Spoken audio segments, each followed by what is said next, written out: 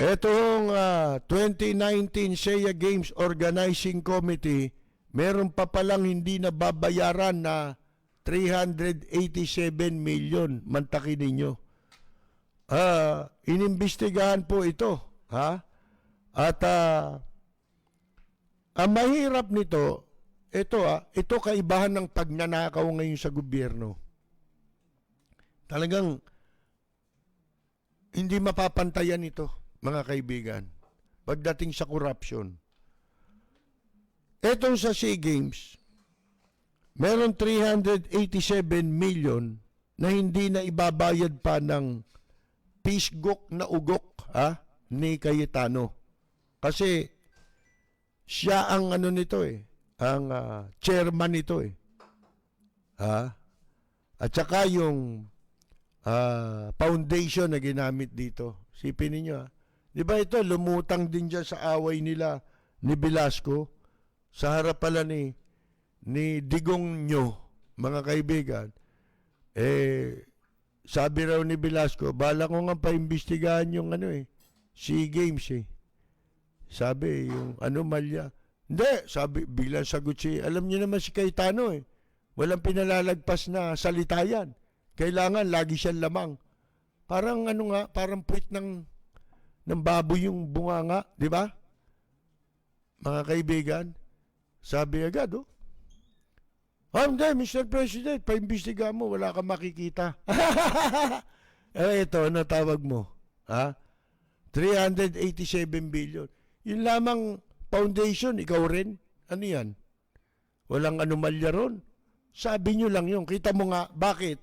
Sira ang ang check and balance natin Wala na Kaya, nakikita ninyo yung mga kaso na, yung self-serving, yung mga, yung mga, ano tawag doon, yung conflict of interest.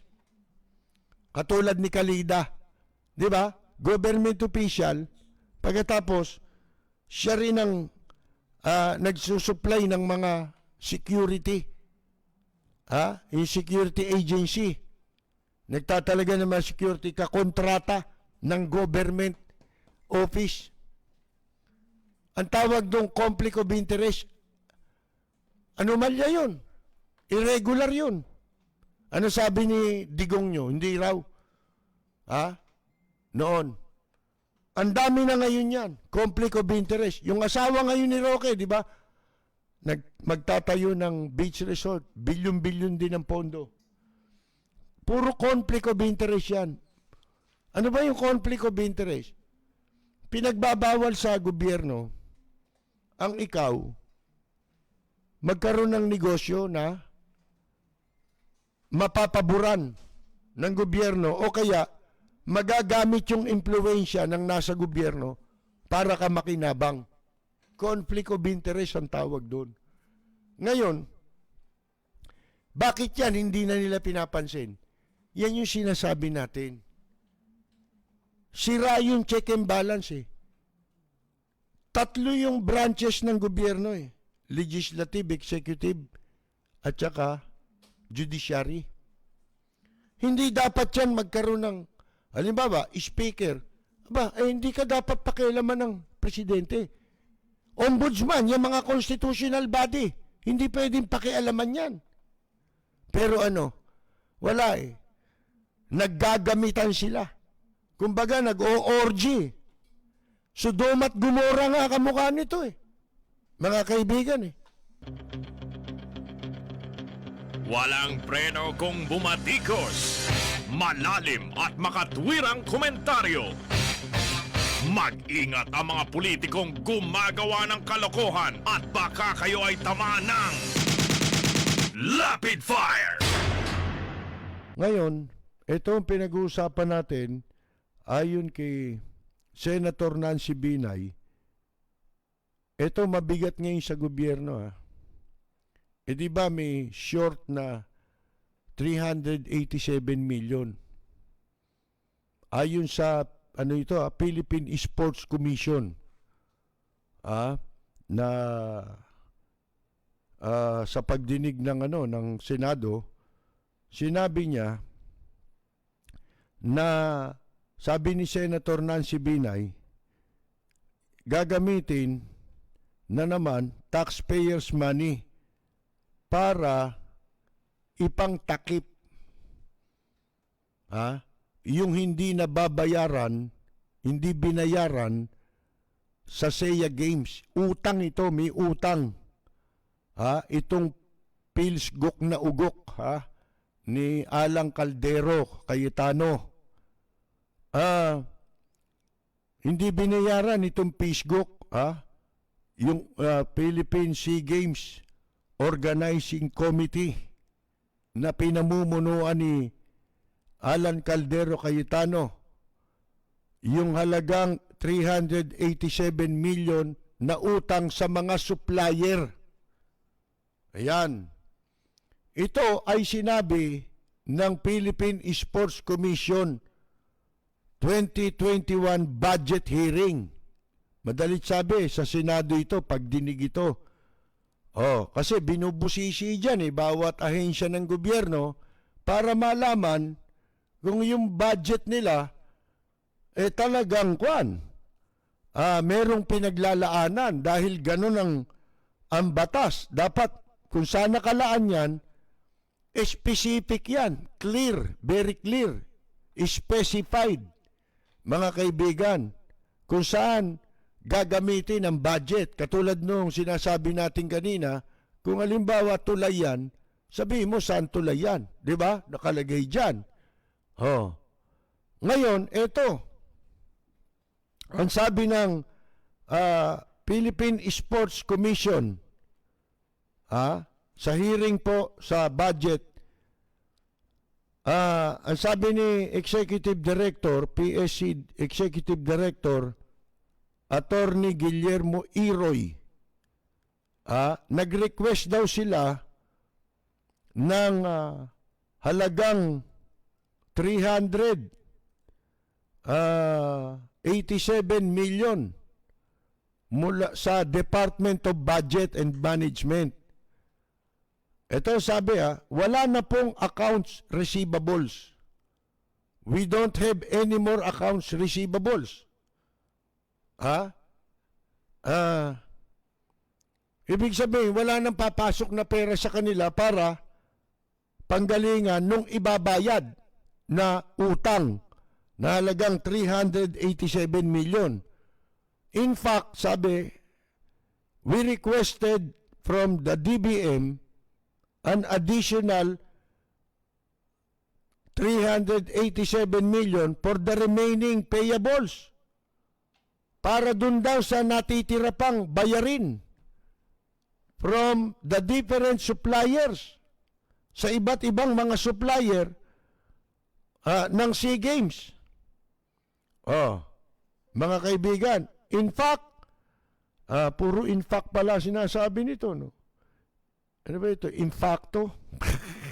In fact, there are too many demand letters that we received. Marami ng sulat na dumating sa kanila, mga demand letters na magbayad sila. In fact, puro in fact, lahat ng sentence nitong attorney ito, puro in fact. Ito yata si attorney in fact. Mga kaibigan ng Philippine Sports Commission, ang sabi, in fact, some senators already received demand letters from the suppliers.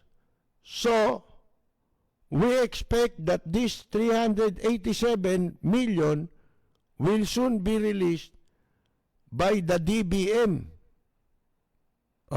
According to PSC, ayon sa PSC, ang halagang hinihingi ay para ibigay sa PSGOC.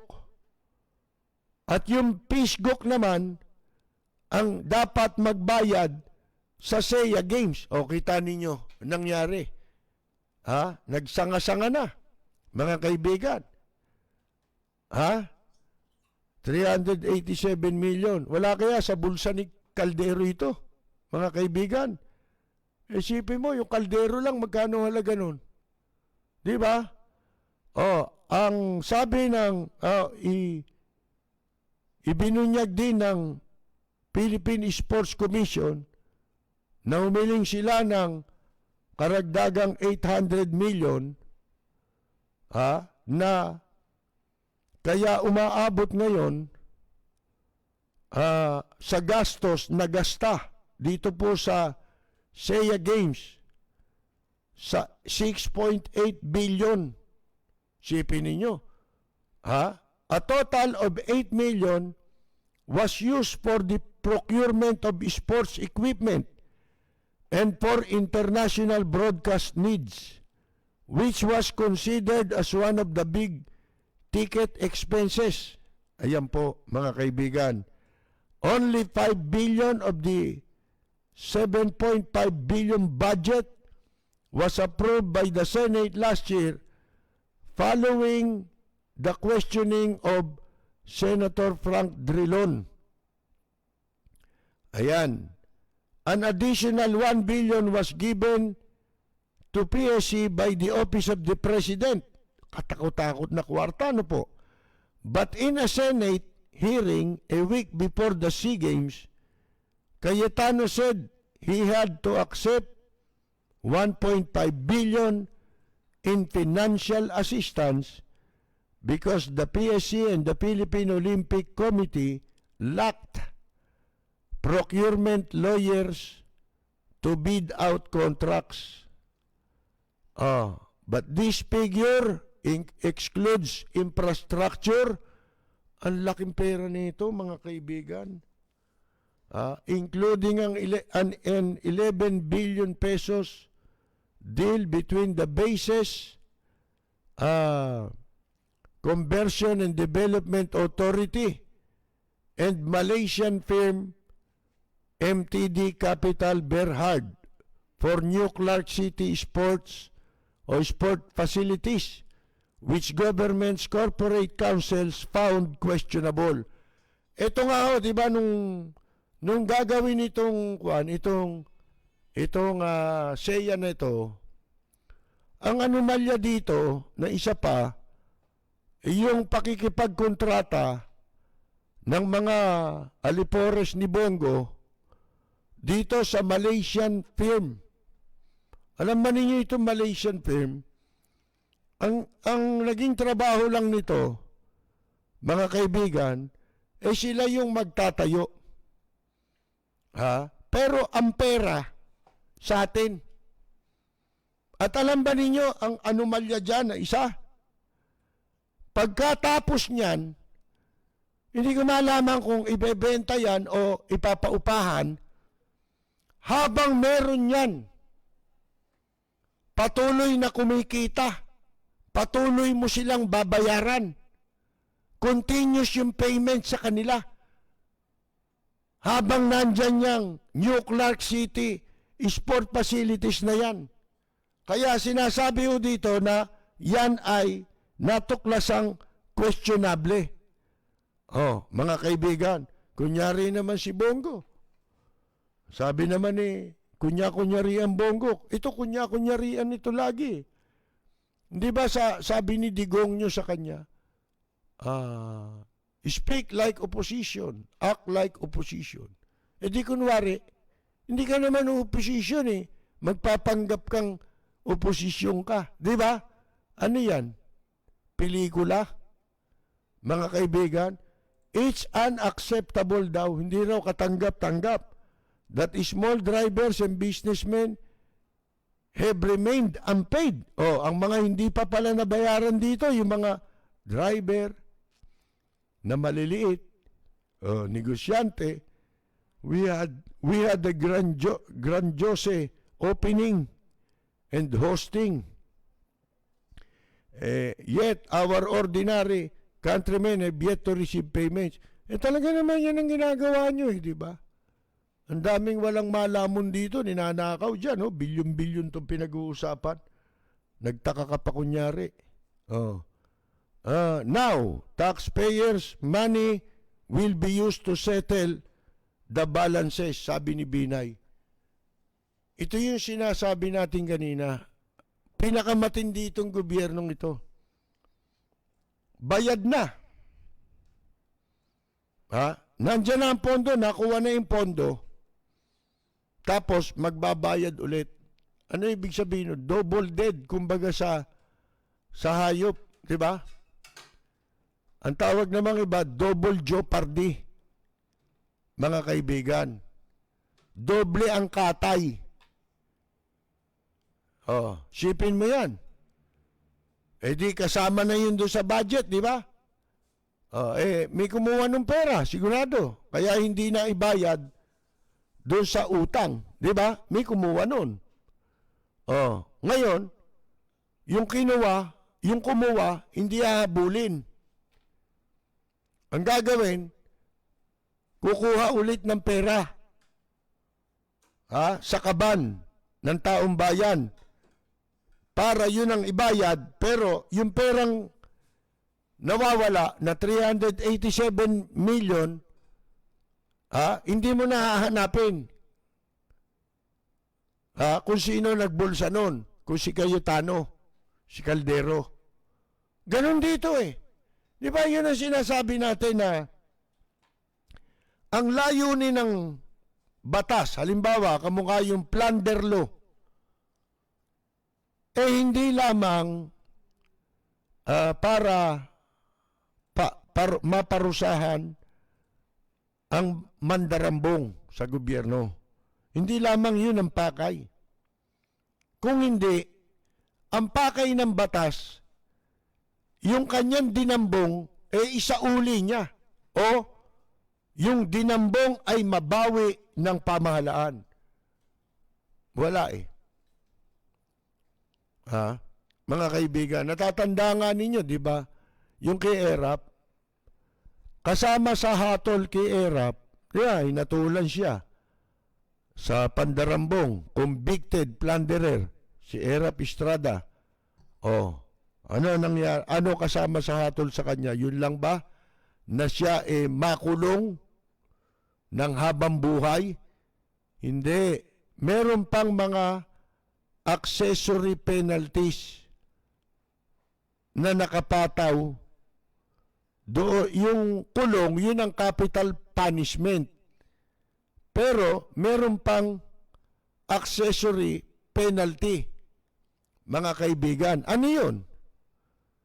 Ipinag-uutos ng Sandigan Bayan noon sa desisyon ang pagsasauli ni Erap ng kanyang dinambong na mahigit 4 na bilyong piso yun.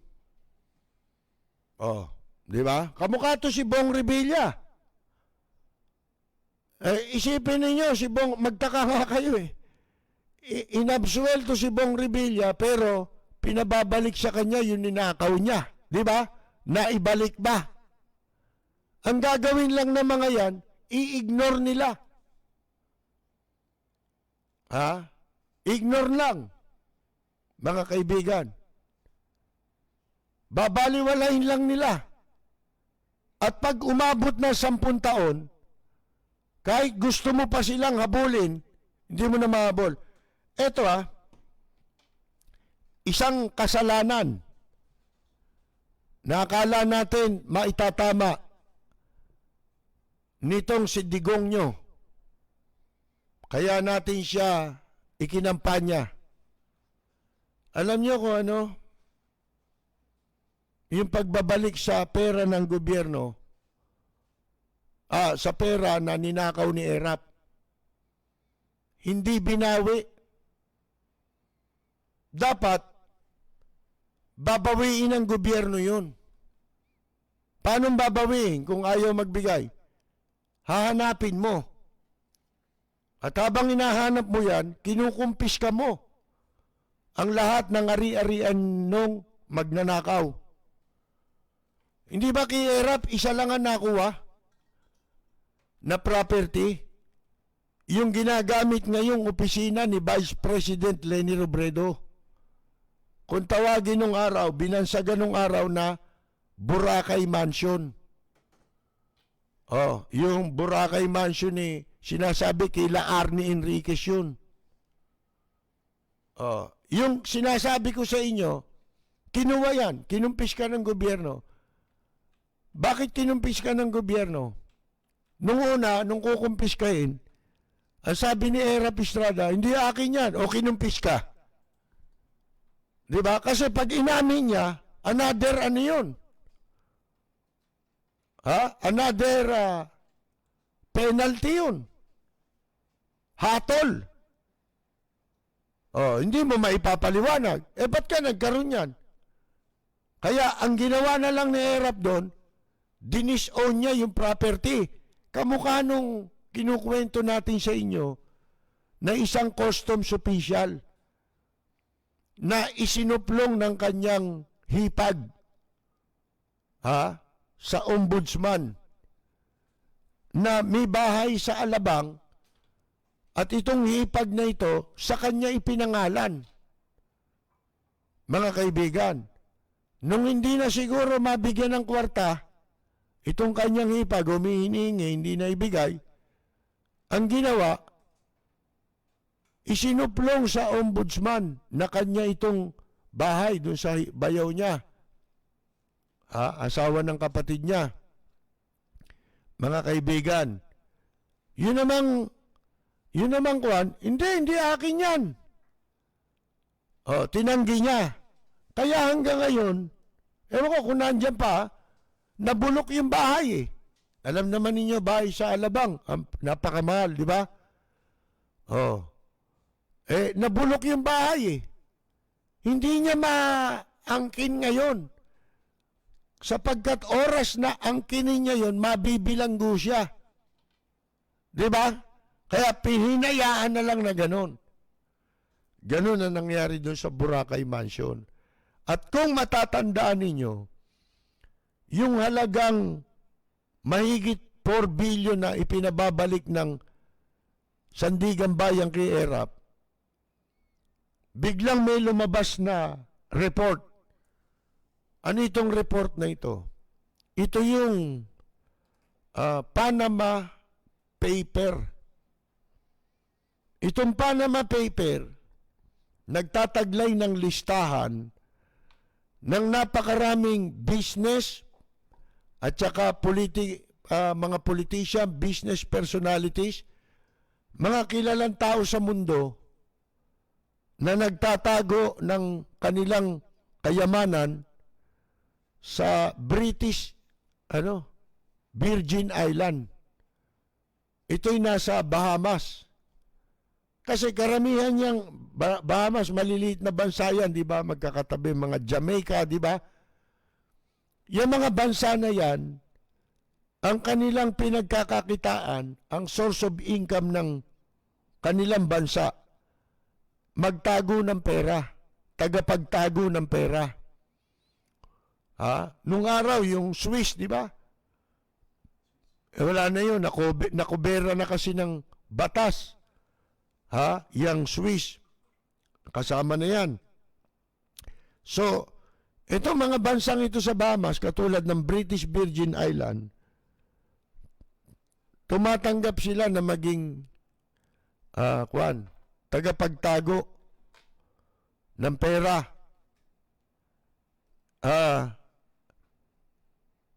Ang gagamitin, hindi pangalan mo, hindi pangalan ng tao. Halimbawa, ako magpapatago, hindi pangalan ho ng tao ang pagtatago ng pera dyan. Yung pera, ipinapangalan, magtatayo ka ng kumpanya. Yan. Kunyari, kumpanya. Pagkatapos, doon sa kumpanya, may mga officers, yung company. May pangalan din. Pero yung account, Miss per se, ay pangalan ng kumpanya. Kasama dyan sa inilabas na report ng Panama Paper na lumabas dyan, isa dyan. Dito, kasama mga negosyante rito. Si JB Ejercito. Mga kaibigan, alam ba ninyo kung magkano yung pera na nakadeposito sa kumpanya na nandun ang pangalan ni JB Ejercito? $500 million. Oh. Ayan, mga kaibigan. Na ang balita natin, yan ang nagpunot dulo, kaya lalong lumubha ang away nilang magkapatid ni Jinggoy. Sapagkat yung perang napakalaki, si JB ang pinagkatiwalaang magtago. O, biglang nawala yung balitang yun, di ba? Siguro naayos yung yung naglabas nun dito, yung yung investigative journalist. Mga kaibigan. Kasama dyan, mga negosyante. Masama yun eh. Di ba? Nilalabas nila yung pera, itinatago nila dun sa ibang bansa. Yung bansang yun, pagka kumikita sila sa malaking porsyento na babayaran sa kanila nung nagpapatago ng pera. 15% yata nung amount, mga kaibigan. Kaya doon, walang ron. Diyan, galing sa droga, galing sa masama yan, ninakaw mo yan, wala silang pakialam doon. Yung bansang yun, basta babayaran mo yung percentage ng iyong deposito. Kung 15% yun, 15%. Hindi ba yung 500 million tumutugma doon sa halaga ng kwarta na ipinababalik ng Sandigang Bayan kay Erap Estrada? Mga kaibigan, ano po? Walang preno kung bumatikos. Malalim at makatwirang komentaryo. Mag-ingat ang mga politikong gumagawa ng kalokohan at baka kayo ay tamaan ng Rapid Fire! Ayun, sabi ni Eric Partosa, sa Amerika pala, meron na namang panibagong ipinapasa ayuda ng gobyerno. Ba? Sipin mo ron. Parang Japan din, Ang dami nilang iniisip, paanong matutulungan. Dito, beef card lang, pinagawayan pa eh. Halagang 80 pesos. Yung 80 pesos kasi, napakabigat niyan. Para sa mamamayan, di ba? Napakabigat na halaga, pero ang dami pang Chechi Burechi, nagdrama pa si Digong nyo. Huwag nyo sisingilin, mga kababayan nating mahirap. Utot mo. Mga kaibigan, eto. Sabi ko po, wala na ho tayong ayuda ngayon sa programa natin para sa musician. Tapos na ho eh. Alam ko hong maraming nangangailangan, nagigipit. Meron pa ho tayong ayuda para sa susunod na buwan. Pero dapat ho kasi binabasa ninyo yung nakapost. Palibasa ho, itong mga karamihan sa nagte-text ay hindi nagbasa eh. Nakarating lang sa kanila yung balita eh. Ito namang parating ng balita sa kanila, hindi ibinalita yung nakasulat dun sa post natin sa Facebook, di ba? At saka dun sa isang page. Dapat ibinalita nyo rin yun. Kasi mahirap po yan eh. Nakakaawa lang yung mga tao. Wala naman kayong makukuha na ho. 100 na ho yung pinadala namin eh. Ngayon, yun lang ho ang makakayanan namin para sa isang buwan, makapagbigay ulit kami. Pero hanggang 100 katao lang po. At meron po kaming priority. Ang priority po naming mabigyan o uunahin, pagka, halimbawa, hindi umabot sa 100, meron pang pwedeng bigyan, inuuna ho namin senior citizen. Ngayon, second priority lang yung hindi senior. Kami pa humingi ng paumanin. Hanggang doon lang ho talaga ang kaya natin. Hindi ho kami gobyerno. Ano ho tayo eh? Pribado tayo at saka ano lang ho yan. Yung kumbaga pagtulong lang talaga na hindi maiiwasan mula sa ating mga tagapakinig. Yung mga nagpadala ho, meron pang sumobra doon. Kaya nga lang ho, hindi namin pwedeng dispatchahin ngayong Oktubre. Dahil alam namin, yung halagang 1,000, sa totoo lang, para sa nangangailangan, okay yun, di ba? Kaysa wala. Pero gusto namin, maituloy ito hanggang November, kung pwede hanggang December di ba? Bakit ba hindi? Kaya lang, kailangan i-manage natin yung pera. Hindi pwedeng sige-sige lang. At saka meron po limitasyon ang kaya naming tulungan, hindi po lahat. Inuuna namin, tinitingnan namin, yung senior citizen, ay bubukod mo. Kung hindi maka-100, halimbawa, 50 lang yun. May 50 para sa hindi senior citizen. Pero, ang gagawin na nga namin, bubunutin namin, hindi na namin pakikita.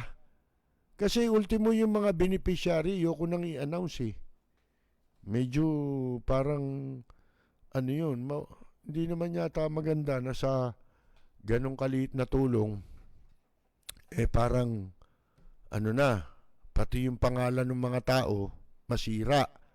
Hindi naman, di ba? Yung parang, ayoko yung bumababa yung uri ng ng pagkatao di ba?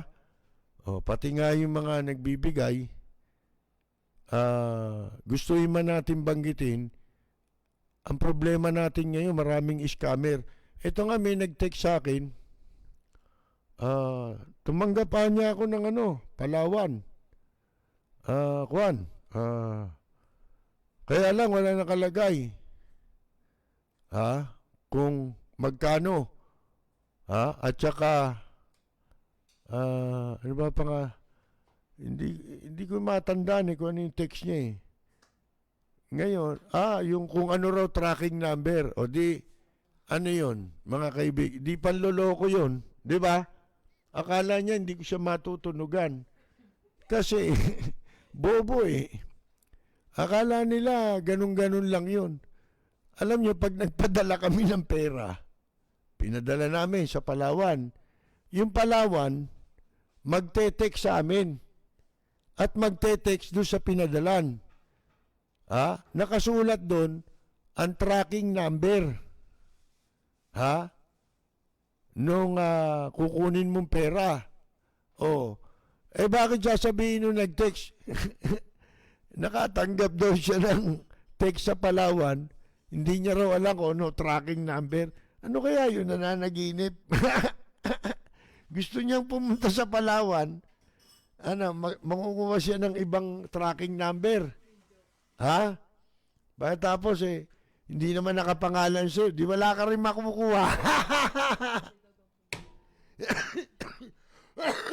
Ano ba yun? Di tinext ko. Sabi, sino ba nagpadala? Sabi, di ba? Tinext ko yung pangalan ng nagpadala. Pangalan ko Pangalan ko ako nagpadala Nag-text siya ng gano'n. Tinext ko ngayon. Sabi, paano makukuha to? Walang tracking number. Di loko ito. Sabi ko, kala ko alam mo yung tracking number kako. Hindi. Tapos nag-text Nag-text ulit. Sabi, ay, iba pala to. Pamangkin ko pala nagpadala. Kahit pa yung pamangkin mo nagpadala, may tracking number yun. Bakit hindi mo alam? Di ba? Hindi ko alam ano na pumapasok sa ulo nung iba gusto makatsamba siguro. Ewan ko paano niyan tsatsambahan yun. Yun ang sinasabi natin. Lahat pag-iisipan Di ba? Lahat tuya iisipin.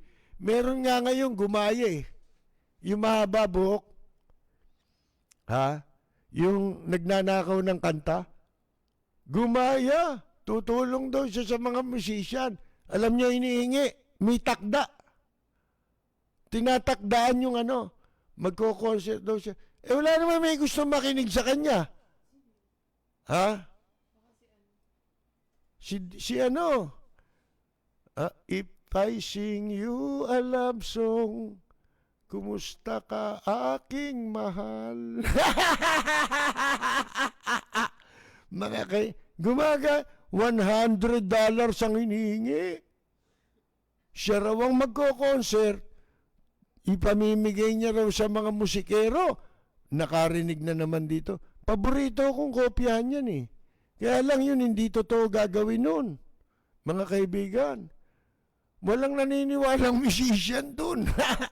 Eh yun nga lang mga kumakanta ro sa bar niya noon. Ha? Isipin ninyo, ang usapan, 1,000. Ha? Ang bayad. Pag walang tao, ayaw bayaran yung singer. Bibigyan 300. Oh, tapos magbibigay ka? Ay naku mga kaibigan, oh, talaga naman. Magandang gabi po sa inyong lahat. Ito po si Nonoy Zuniga, nag-iimbita sa inyo na sumubaybay at makinig lagi sa Lapid Fire. Ito ang programang mapanuri, may tapang at napapanahong komentaryo. Dito tayo sa Lapid Fire. Ayun. Hindi. Birthday ba ngayon? Ni ano? Ngayon pala ang birthday. Oo, hindi ko na nakalimutan nga natin, ano? Babatiin ko lang si Ginoong Mar Herodias, o Gerodias, Mar Gerodias ng San Pedro, Laguna. Mga kaibigan, dahil birthday po niya ngayon, siya po ay tsuhin ni Eric Partosa ng Reno, Nevada. Kaya binabati ho natin sa kanyang kaarawan ngayon si Ginoong Mar Gerodias ng San Pedro, Laguna. At dahil birthday niya, narito ang ating pagbati. Para sa nagdiriwang ng kanilang kaarawan, Happy birthday, ang bati ko, ang bati namin sa iyo. Nawa ay lumigaya ka.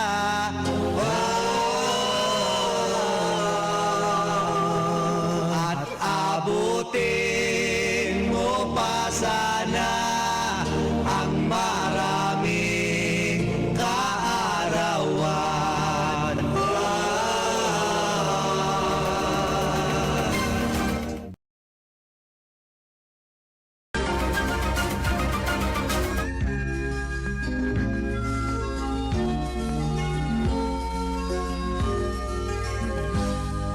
Sa bayan ko ay isa ang lahi. Dito'y wala ang pagkukunwari. Hindi padagay, sadyang kilala sa daigdig. May pagkakaisa sa bawat nais. Magandang Yumaga, Leonor Briones.